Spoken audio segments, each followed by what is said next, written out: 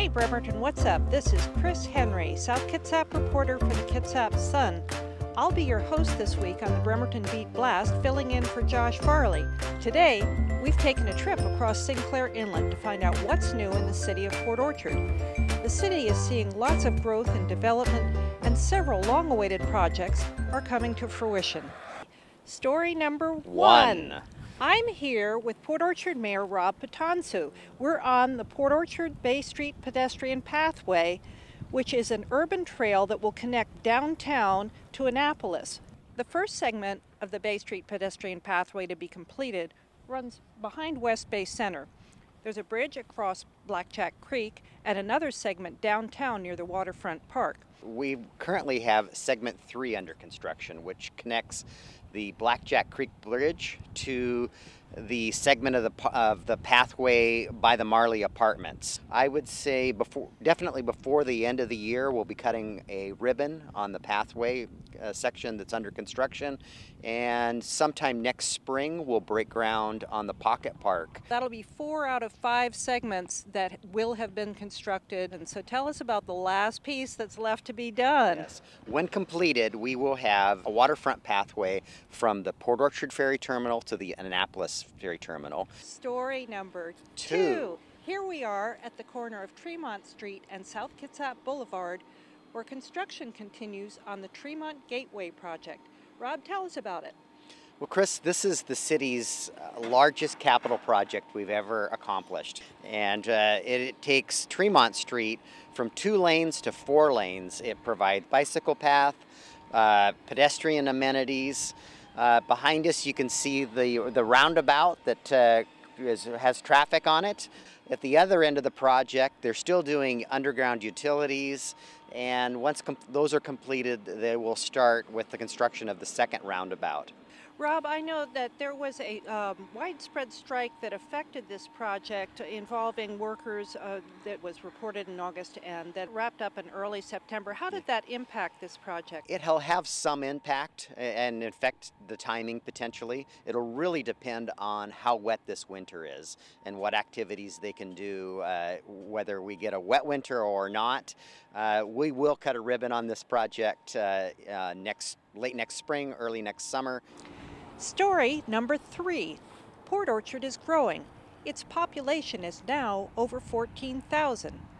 Construction is taking place all over the city to meet the demand for new homes.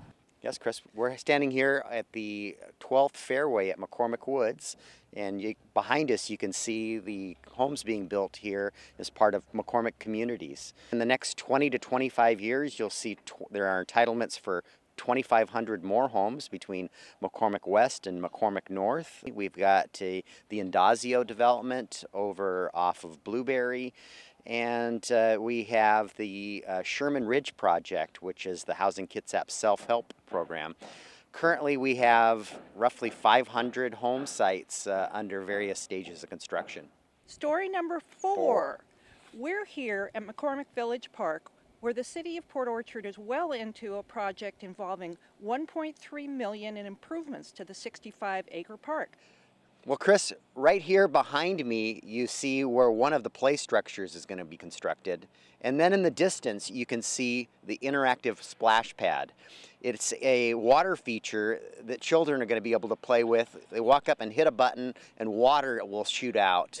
To my right, over here, you can see one of the picnic shelters being constructed in the distance. In the middle here is where the dog parks are going to be built, and then obviously beyond that is the trail network. Story number 5. I'm here with Superintendent Kars Brandsma of the South Kitsap School District on 57 acres that the district owns off Old Clifton Road. Kars, tell us about plans that the district has for this property. We currently will have 2 ballot measures on the November 6th measure, and one of them is for proposition number 1, which would be for a second comprehensive high school. It would be for grades 9 through 12. It could house up to 1,500 students with capacity for 1,800. So, Kars, as we all know, the district has made 7 previous attempts at passing a bond for a second high school. Why did the school board decide to try again? Well, we actually had a pretty involved process where we engaged our community in a series of meetings called SK 360, and we actually asked for their input on what it was our community could support. Our community here in South Kitsap, Port Orchard area is growing tremendously, and we think that will have a tremendous impact on our school district and our school size, and clearly I think a second comprehensive high school is needed. The ballot has a second measure on it for a capital facilities plan or a capital facilities levy. Can you tell us about that? Certainly. It's a capital levy. It's a 4-year measure that would raise approximately $22 million, and that would provide support for not only safety and security, but some technology support district-wide. And some of the large projects that we're looking at in safety and security, new restrooms at South Kitsap High School, fire alarm upgrades at every school in the district, as well as intercom upgrades. It would allow us, the swimming pool is part of that. If both these measures pass on November 6th, how would that impact property owners? Proposition 1 is at $1.07 per thousand for a 25-year bond, and Proposition 2 is 67 cents per thousand that would expire in 4 years. In our previous local elections, the community has approved a tax rate about $3.24 per thousand. With the state rollback that will take into effect in the 2019 fiscal year, by approving both of these measures, it would maintain that same rate at about $3.24 per thousand. So stable local taxes. Stable local taxes. However, there has been an increase in state taxes, and that will continue.